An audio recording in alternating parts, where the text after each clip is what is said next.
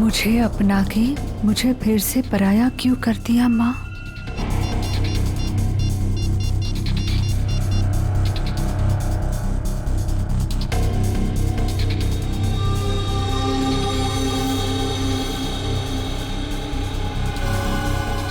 क्या आपने मुझसे कभी प्यार नहीं किया माँ?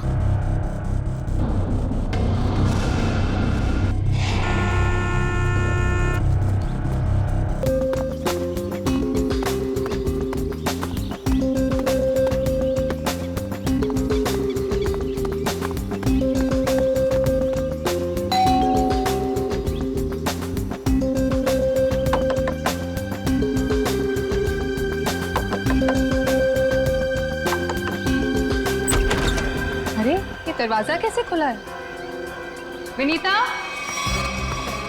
विनीता, विनीता, कहाँ हो तुम?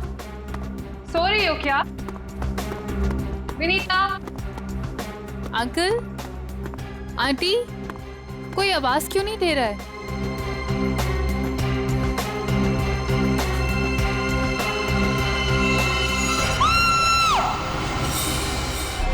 काफी खून बहा है सिर से, लगता है किसी भारी चीज से मारा गया। सर बाथरूम में ये लोहे का रॉड मिला है सर, इस पे ताजे खून के धब्बे हैं सर। हो सकता है इन दोनों को मारने के लिए इस रॉड का इस्तेमाल किया गया है। उंगलियों के निशान मिल सकते हैं इस पे।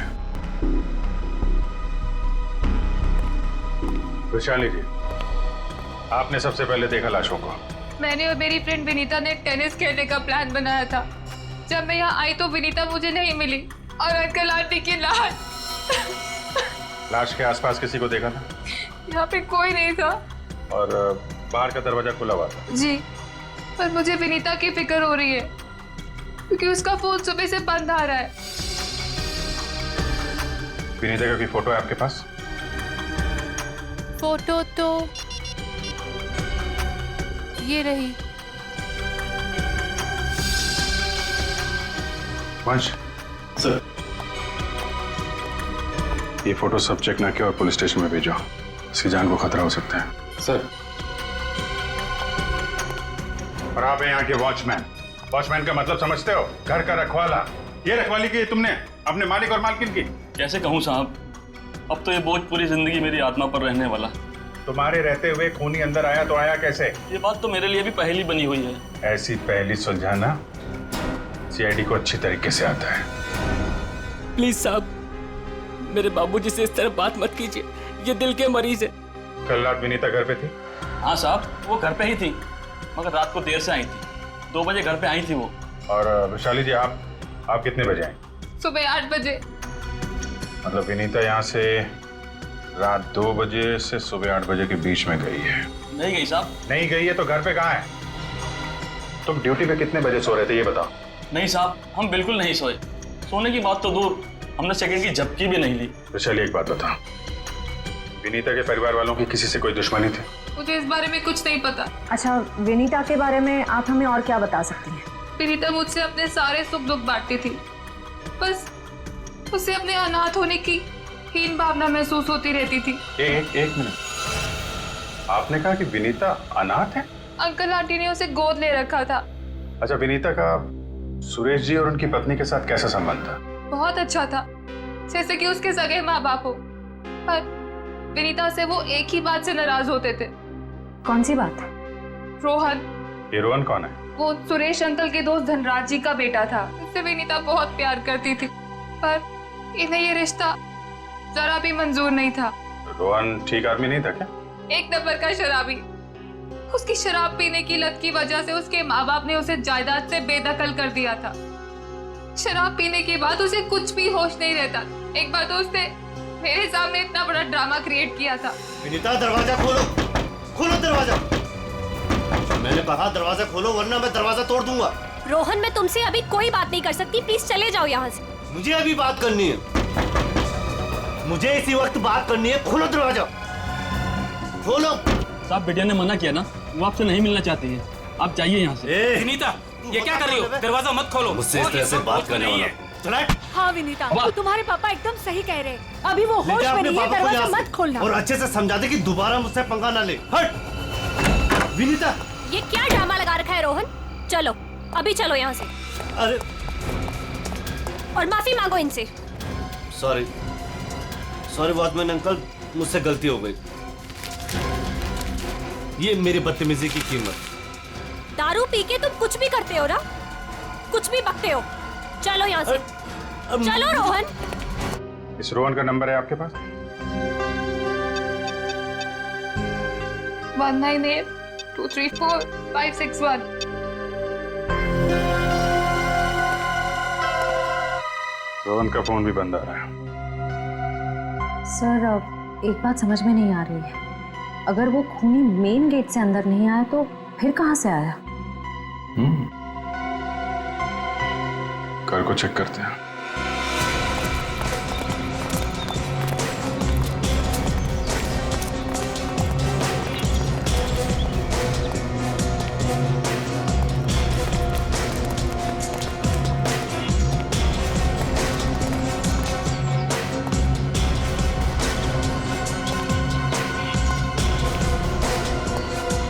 हाँ,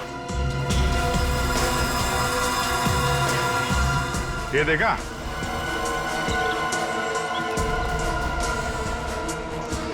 लगता है खूनी यहाँ से अंदर आया और फिर यहीं से बाहर भाग गया। सर, खूनी यहाँ से आ जा सकता है, लेकिन खूनी विनीता को यहाँ से कैसे लेके जा सकता है? हाँ सर, अगर विनीता के साथ उसने जोर जबरदस्ती की होगी तो विनीता चीखती चिल्लाती शोर मचाती। हो सकता है विनीता को बेहोश कर दिया। इसके पहले उसे कुछ हो, हमें उसे ढूंढना होगा और इस रोहन से भी मिलना पड़ेगा।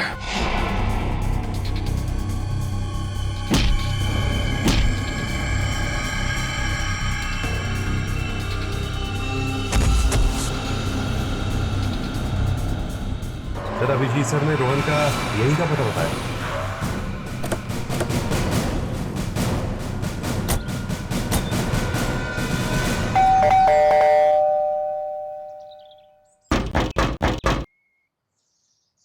सर ये रोहन वाकई में अंदर नहीं है या फिर जानबूझ के दरवाजा नहीं खोल रहा है? अभी पता चल जाएगा।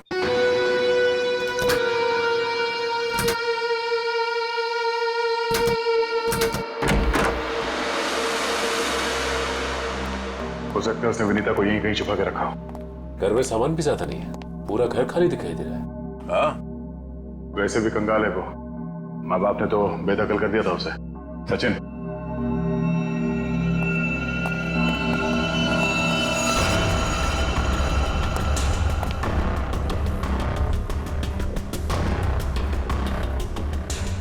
सर यहाँ तो कोई भी नहीं है, ना ही विनीता और ना ही रोहन। हो सकता है उसने अपना ठिकाना बदल दिया। काम करो, घर की तलाशी लो, कोई ना कोई सुराग जरूर मिलेगा।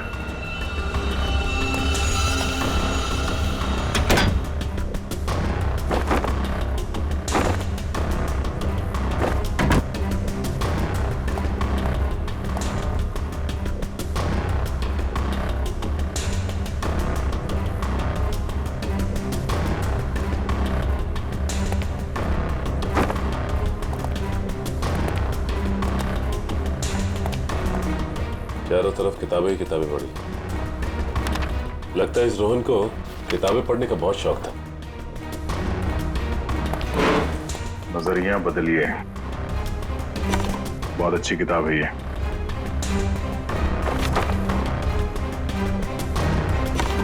अच्छा,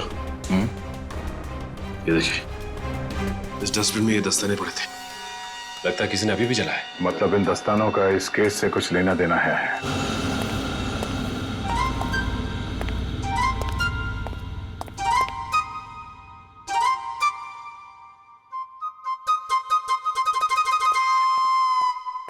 रेडी सर। मेरे इतने बड़े शरीर के इत्तू से दिमाग में ना एक बात नहीं घुस रही है। कौन सी बात? ये रोहन का मेन मकसद था विनीता से शादी करना, करेक्ट? करेक्ट। फिर इसने अपने सास ससुर की जान क्यों ली? अरे वृषाली ने बताया था ना कि उसे शराब पीने की बहुत जबरदस्त लत थी, और शराब के नशे में लोग अक्सर कुछ भी कर जाते हैं, उन्हें कुछ याद नहीं रहता। हाँ क्या? क्या? शराब के नशे में इतनी ऊंची दीवार कोई कैसे चढ़ सकता है, भले रस्सी के सहारे क्यों? और फिर विनीता, वो तो शराब नहीं पीती, वो क्यों गई रोहन के साथ? सर वैसे भी विनीता तो उनकी सगी बेटी थोड़ी थी। जो कुछ भी हो, लेकिन वो अपने माता पिता से बहुत प्यार करती थी। नहीं नहीं नहीं, कुछ और ही चक्कर है। लगता है इन दोनों को मारने का ही प्लान था। सर, हाँ, लगता है ये काम किसी लुटेरे का होगा। फ्रेडी लुटेरा नहीं हो सकता। कोई लूटने के लिए आता तो घर का सारा सामान वैसे के वैसे कैसे रहता? नहीं, ये मुजरिम जो भी है ना, उसका एक ही मकसद था, इन दोनों को खत्म करने का। सर, हाँ, एक बहुत ही हैरान कर देने वाली बात पता चली है। क्या? सर, विनीता ने 1 हफ्ते पहले फायर ब्रिगेड में फोन किया था और ये रही उस फोन कॉल की audio clip. Hello fire brigade, मेरे घर में आग लगी है, प्लीज जल्दी किसी को भेज दीजिए। मेरा एड्रेस है 603 हर्ष विहार शांति नगर।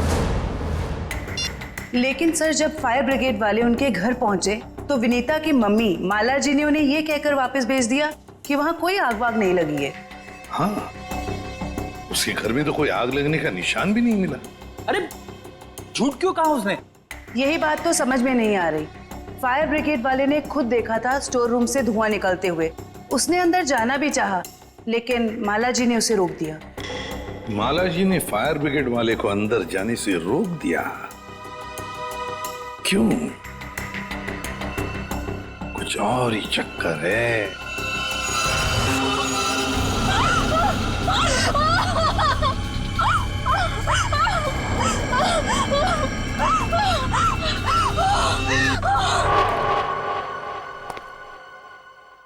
छान मारो इस जगह को अच्छी तरह से, कुछ ना कुछ जरूर मिलेगा।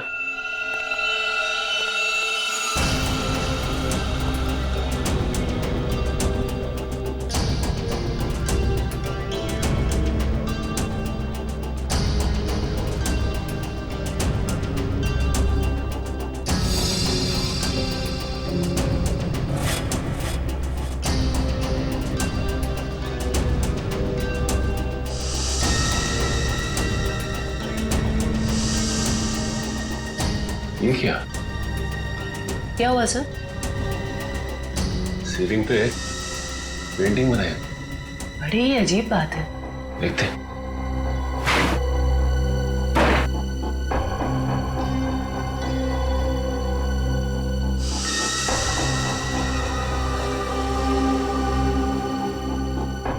ये क्या? ये तो लगता है धुएं से बना हुआ निशान है, जलने की वजह से। मतलब सर, फायर ब्रिगेड वाला सही कह रहा था, यहाँ पे आग तो जरूर लगी है। सर, इस पेंटिंग से जली हुई सीलिंग को अच्छी तरह छुपाने की कोशिश की है। लेकिन सवाल ये उठता है कि सुरेश की पत्नी ने झूठ क्यों बोला फायर ब्रिगेड से? आखिर यहाँ पे ऐसी कौन सी आग लगी थी? सीलिंग का सिर्फ यही वाला हिस्सा जला।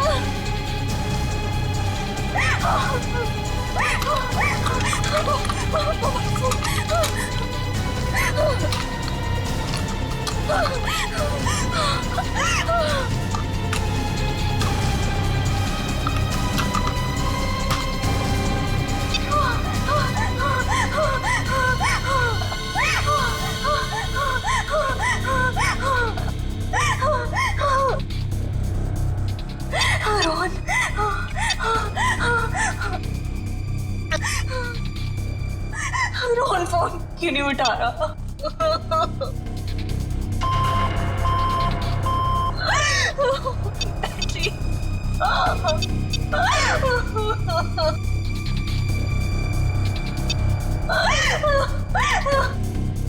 वैशाली पे फोन नहीं उठा रही।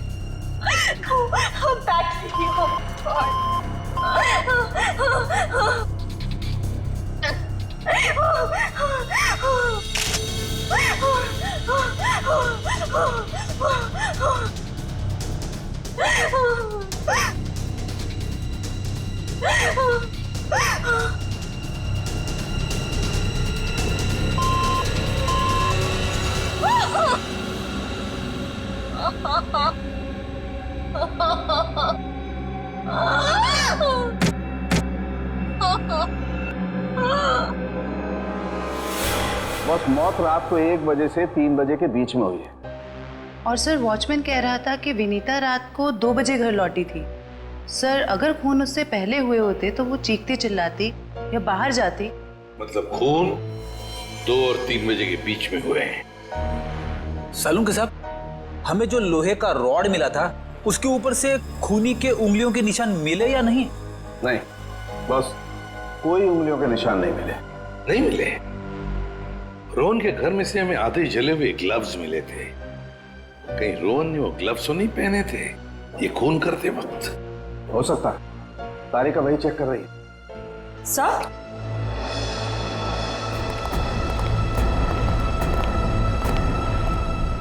सर ये खास किस्म का सॉल्यूशन है, इको डेल्पाइट नाम। अगर मैं इस सॉल्यूशन को इन दस्तानों पर डालूं तो इन दस्तानों पर जो कुछ भी लगा हुआ होगा वो अलग हो जाएगा। अरे वाह, फॉरेंसिक टेक्नोलॉजी कहां से कहां पहुंच गई है।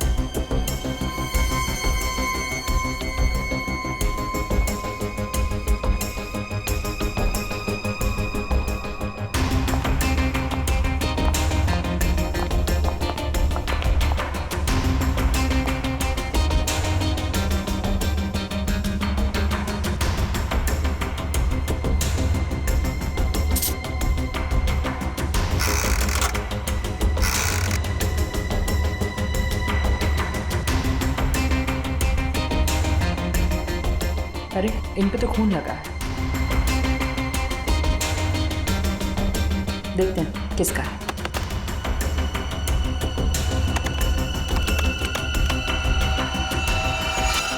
पॉजिटिव सर, ये खून मिस्टर एंड मिसेस सुरेश का ही है। मतलब सर ये खून रोहन ने ही किया है? एक मिनट होल्ड ऑन।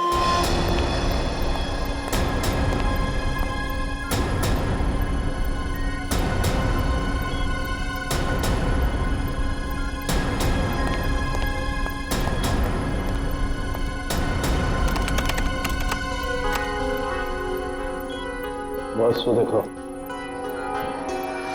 दस्तानों पर ये जो दिखाई दे रहे हैं ये रस्सी के रेशे।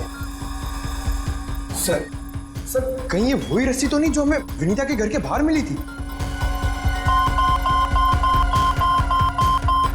ये डॉक्टर साहब का कंप्यूटर कैसा है? टी करते रहता है। बस दस्तानों पर रस्सी की रेशे के अलावा कुछ और भी है।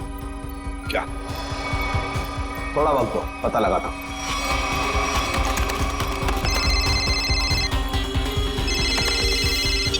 हाँ श्रेया, ठीक है। क्या? सर विनीता का फोन थोड़ी देर के लिए ऑन हुआ था, उसके घर के बिल्कुल करीब। और सर उसने सोशल नेटवर्किंग साइट पे अपने दोस्त को एक SOS मैसेज भी भेजा है। श्रेया मुझे लिंक अभी भेज रही है सर, ये देखिए सर। मैं घुटन से मर रही हूं, प्लीज मुझे बचाओ। Vinita, my God.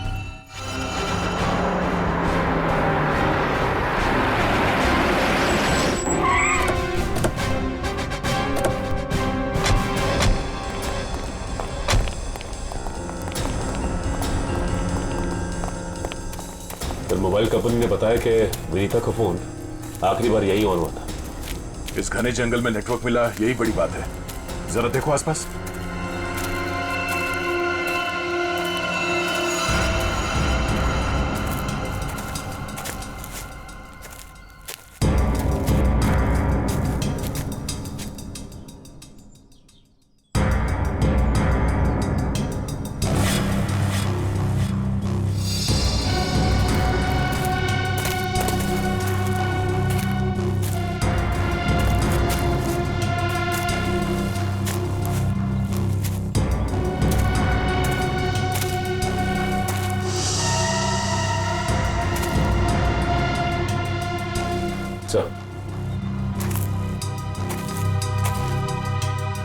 सामने एक झोपड़ी दिखाई दे रही है।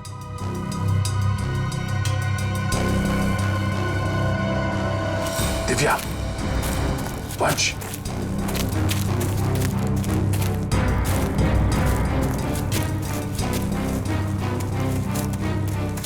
चौकन्ने रहना।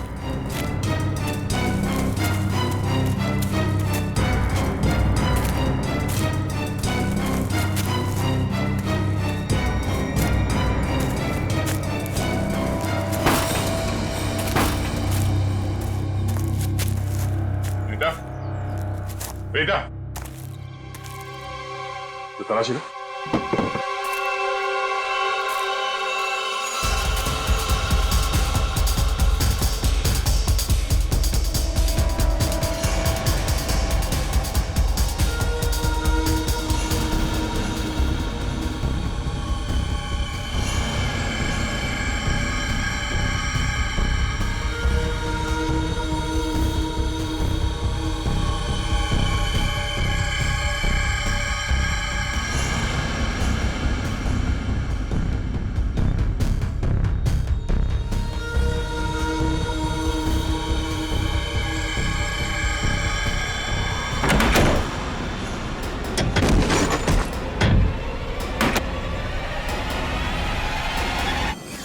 सॉरी वॉचमैन अंकल, मुझसे गलती हो गई।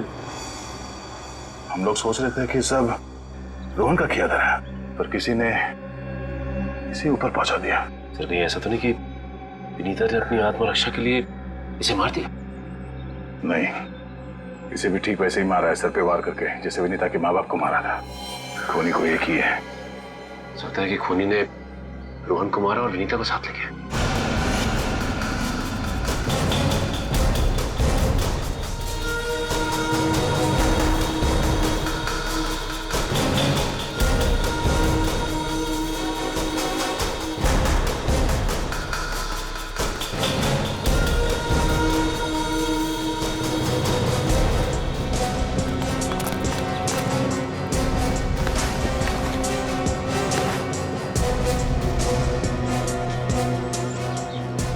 सर आसपास पे कुछ नहीं मिला सर।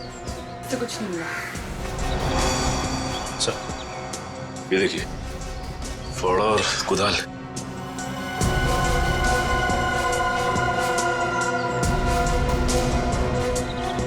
कहीं जमीन के नीचे तो नहीं? यहाँ पे खुदाई का सामान पड़ा हुआ है, जरा फाड़ो दिखा ना।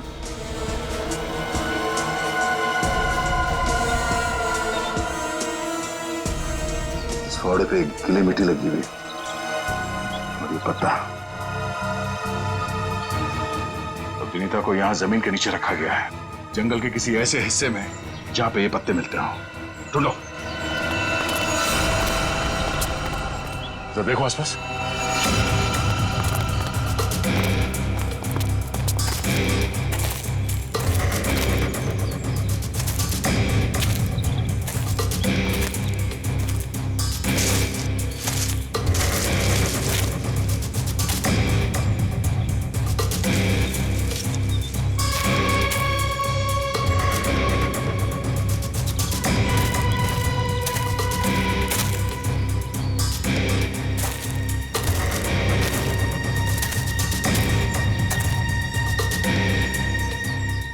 सचिन, वंश, दिव्या, ये देखो, लगता है हाल फिलहाल में यहाँ खुदाई हुई है। वंश, खुदाई का औजार लिया जल्दी। सर।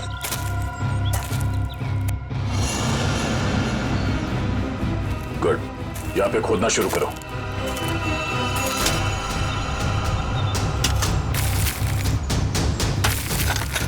एक मिनट, हट जाओ।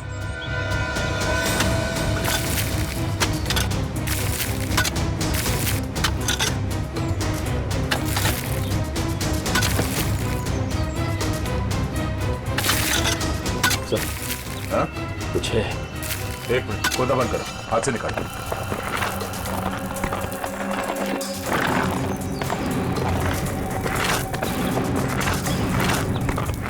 तो इसके अंदर तो नहीं?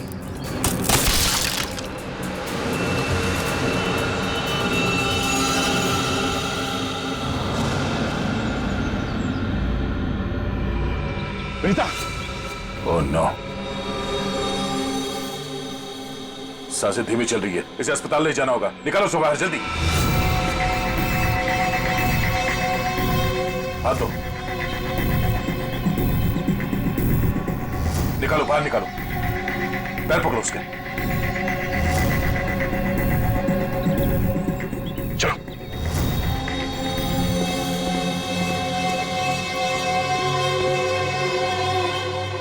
इतना समय बीत गया है, पता नहीं किस हाल में होगी विनीता। हम तो वक्त रहते उसे यहाँ ले आए, उम्मीद तो यही है कि वो ठीक हो जाएगी। ठीक भी हो जाएगी तो भी रोहन की मौत और उसके माँ बाप की मौत का सदमा पता नहीं बर्दाश्त कर पाएगी कि नहीं। मैं हमेशा कहता हूँ कि सीआईडी में सबसे मुश्किल काम यही है, किसी को किसी अपने की मौत की खबर देना। हाँ डॉक्टर साहब, कैसी है विनीता? अब खतरे से बाहर है, उन्हें होश आ गया। गुड, हम उनसे बात कर सकते हैं? हाँ बात कर सकते हैं, लेकिन वो काफी तनाव में, बहुत देर तक कम ऑक्सीजन में रहने की वजह से फिलहाल बहुत ज्यादा कमजोर है वो। थोड़ा संभाल के ध्यान रखिएगा इस बात का। ठीक है, हम इस बात का ख्याल रखेंगे। Thank you. चलो।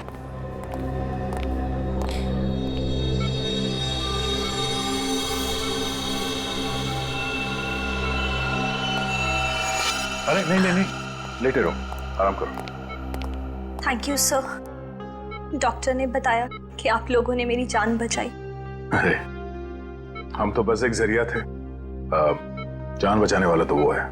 ये ऊपर वाले की भी मुझे समझ नहीं आती। जब उसने मेरी जान बचाई तो मेरे मम्मी पापा की जान भी बचा लेते। तो तुम्हें अपने माता पिता के मर्डर के बारे में पता है?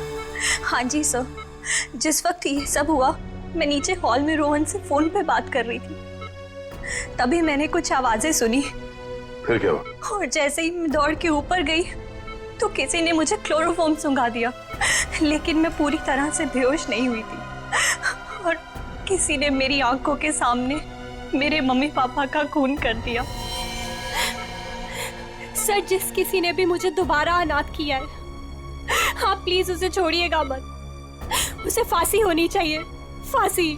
बिल्कुल, तुम्हारे माता पिता और रोहन के खूनी को हम। क्या रोहन का भी खून हो गया? अब मैं किसके सहारे जीऊंगी?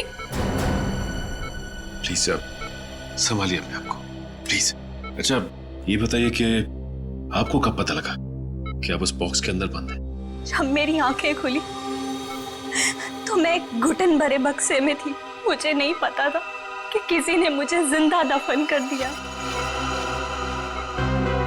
अच्छा विनीता, उनमें से किसी का चेहरा देखा था तुमने? नहीं सर। ठीक है।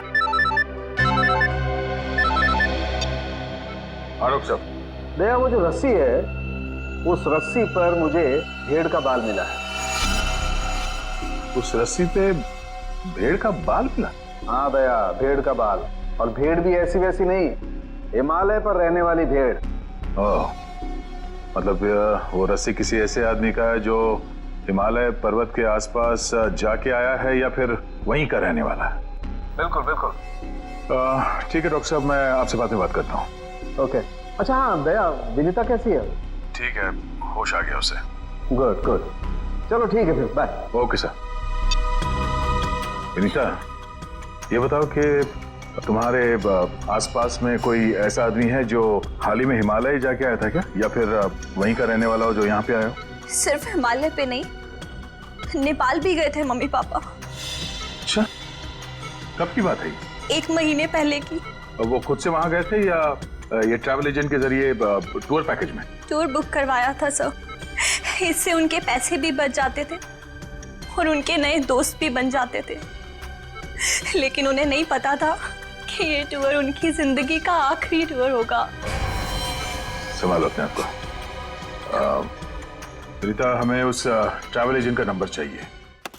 सर, विनीता के माता पिता के साथ जितने भी लोग नेपाल गए थे उन सभी से पूछताछ कर लिए। तो क्या पता चला? सर, नेपाल में एक अनाथ आश्रम है। सुरेश जी और माला जी जब भी नेपाल जाते थे वो इस अनाथ आश्रम में जरूर जाते थे। बानवीर संस्था। विनीता को भी तो यहीं से गोद लिया था माला और सुरेश ने। जी सर। हाँ, देखते हैं जरा इनसे बात करके। हेलो देखिए, मैं एसीपी प्रद्युमन बोल रहा हूँ, सीआईडी से। जी हाँ, मुंबई। अच्छा देखिए, मुझे माला और सुरेश के बारे में कुछ इंफॉर्मेशन चाहिए। हाँ, वो 1 महीने पहले आपके यहाँ आए थे ना? अच्छा, तो प्लीज एक काम करेंगे आप, वो फोटोग्राफ्स हमारे सीआईडी के वेबसाइट पर मुझे भेज देंगे आप? Okay, thank you. क्या हुआ सर? किसकी तस्वीरें मंगवाई आपने? विनीता को गोद लेने से पहले सुरेश और माला ने इसी अनाथ आश्रम से 1 साल पहले एक लड़के को गोद लिया था, गोविंद नाम में। गोविंद, लगता है फोटोग्राफ्स आ गए।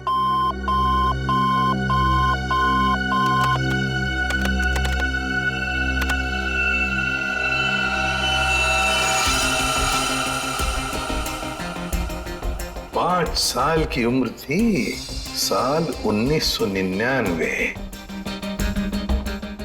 मतलब सर, वो आज तकरीबन 20 साल का होगा। अभी पता चल जाएगा गोविंद अगर आज है कैसे दिखता होगा।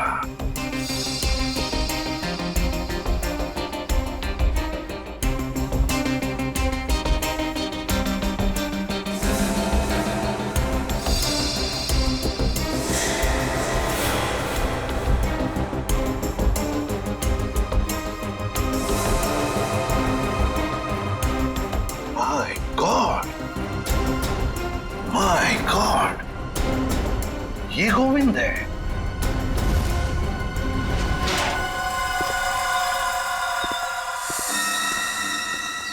अब देखते हैं कहां भागेगा।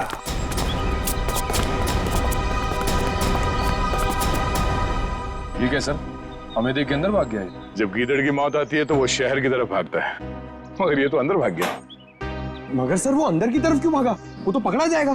ऐसे मुजरिम बाहर की तरफ भागते हैं, मगर ये अंदर भागे या बाहर, पकड़ा तो ये जाएगा ही।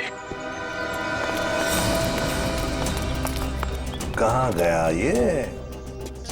अभिजीत, दया सर, फैल जाओ, मैं सामने से घुसता हूं।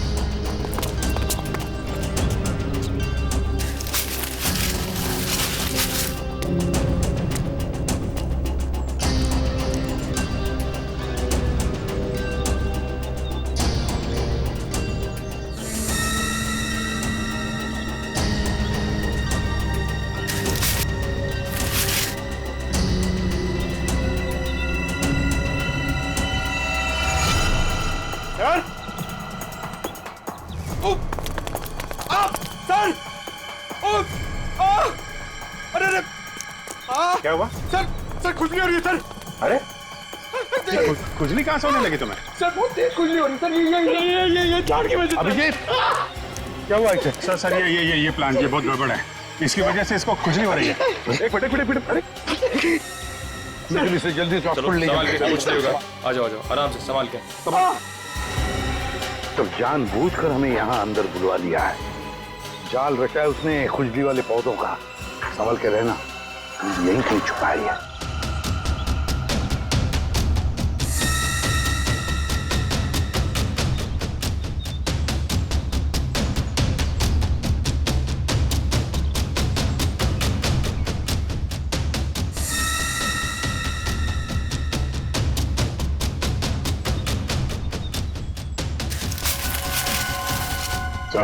हाँ?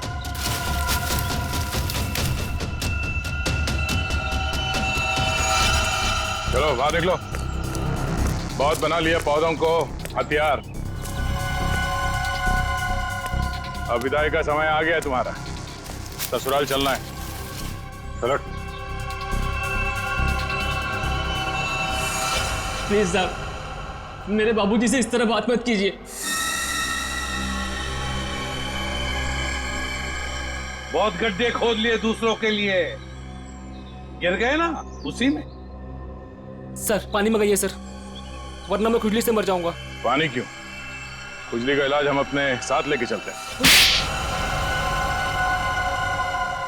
किसी औलाद के लिए अपने माँ बाप का खून करना इतना आसान नहीं होता सर, फिर चाहे वो माँ बाप सौतेले क्यों ना हो। गोद लिया था ना उन्होंने तुम्हें, फिर वॉचमैन को क्यों सौंप दिया? यही सच तो मैं भी जानना चाहता था सर कि मुझे गोद लेने के 1 साल बाद मेरे माँ बाप को ऐसा क्या सूझा कि उन्हें लगा उन्हें एक लड़की को गोद लेना चाहिए, और मुझे फिर ऐसे ही सड़क पर छोड़ दिया और विनीता को गोद ले लिया। क्या तुम्हें सड़क पे छोड़ दिया? हाँ सर, ऐसा बर्ताव तो कोई अपने जानवर के साथ भी नहीं करता जैसा उन लोगों ने मेरे साथ किया।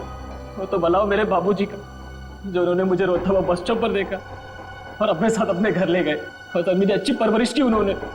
सुरेश और माला ने पहचाना नहीं तुम्हें? नहीं सर, मैंने हाल फिलहाल में उनके घर जाना शुरू किया था। मेरे बाबूजी की उम्र हो गई थी तो मुझे लगा मुझे नौकरी करनी चाहिए। क्या तुम्हारे बाबूजी जानते नहीं थे कि तुम उनके मालिक के बेटे हो? नहीं सर, जब मैं उन्हें मिला था तब वो वहां काम नहीं करते थे। और सर मैं इसे कोई इत्तेफाक नहीं कहूंगा, तो भगवान ने मेरे साथ इंसाफ की। तुम्हें किसने अधिकार दिया सजा देने का? सजा देने का हक सिर्फ अदालत को है। क्या तुम शुरू में ही पहचान गए थे उन दोनों को? ये बात तुम्हें मालूम कैसे पड़ी कि उन्होंने तुम्हारे साथ ऐसा किया था? नहीं पहचाना था सर। एक दिन मैं बगीचे में काम कर रहा था तो माला मेम साहब ने मुझे घर के अंदर बुलाया था किसी काम से। विनोद! जी मेम साहब। जरा ऊपर आना, तो काम है। अभी आया। जी मेम साहब। विनोद, देखो ये पुरानी अलमारी है, इसे ठीक से स्टोर रूम में रख देना। हाँ जी मेम साहब। हाँ।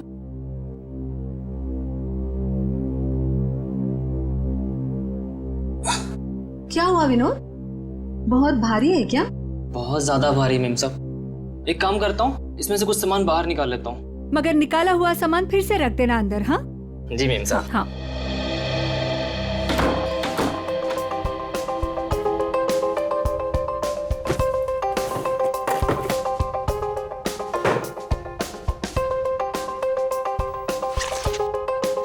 कितनी प्यारी प्यारी ड्राइंग्स हैं।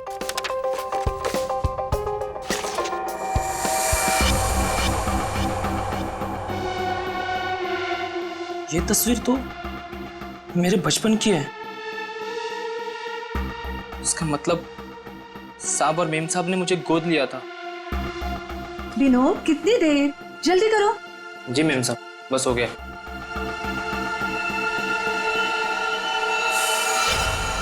और फिर तुम नेपाल गए सच्चाई का पता लगाने? हाँ सर, और जब मुझे सच का पता चल गया तो मैंने पूरे परिवार के नाक में दम करना शुरू कर दिया।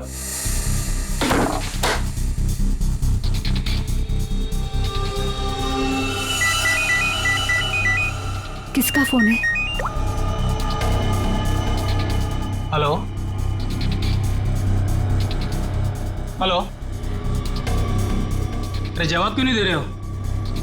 हेलो, कौन है? ऐसा क्यों किया? कौन बोल रहा है? आपका बेटा। बेटा? क्या? बताइए, ऐसा क्यों किया? मुझे अपना बनाकर फिर से अनाथ क्यों कर दिया? देखो, ऐसी बातें फोन पर नहीं होती हैं। आमने सामने मिलो, फिर बैठ के बात करते हैं। बताइए कहाँ मिलना है? मेरे घर। ठीक है, पहुंच गया।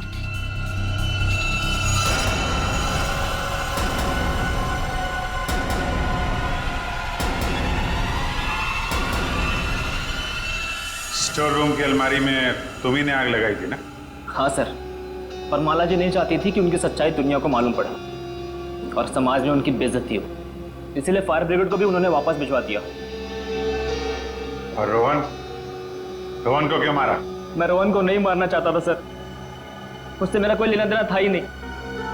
मैं तो उसके घर गया हुआ था वो दस्ताने रखने के लिए, ताकि आप लोगों को दस्ताने उसके घर से मिले और आप लोग उस पर शक करें। उसने मुझे देख लिया सर, मजबूरन मुझे उसे मारना पड़ा। बदले की आग में तूने 3 खून किए, एक मासूम को जिंदा दफनाने की कोशिश भी की। ये कैसा बदला? ये बदले की आग तुम्हें फांसी के फंदे तक ले जाएगी, फांसी के फंदे तक।